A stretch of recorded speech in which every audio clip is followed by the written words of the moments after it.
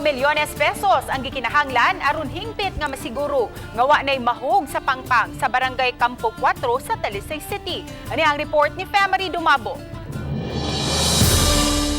Usa ka semana na human ginspeksyon sa mga kawani sa DPWH ug sa kadaguan sa City of Talisay Traffic Operations Development Authority ang lugar diin sagad madisgrasya ug mahog sa pangpang ang mga sakyanan.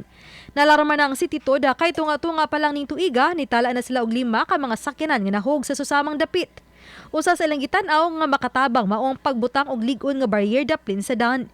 Nihatag ng DPWH sa kopya sa Program of Works ngadto sa City Toda. Kahatag na sila og recommendation, no?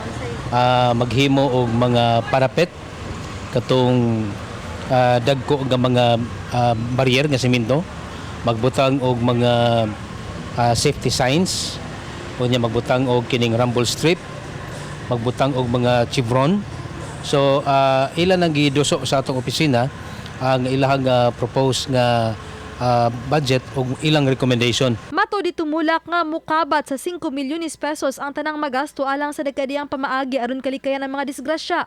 Gikonsiderar kining dinalian nga proyekto ilabi na nga daghan ang mag-agian sa dapit padung sa Toledo City, Minglanilla, City of Naga ug Cebu City.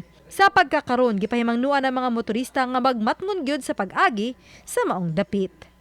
Pangitaan pa siya nya human ato pong giduso ngadto sa opisina ni Congresswoman Gulyas aron mapangitaan og funding.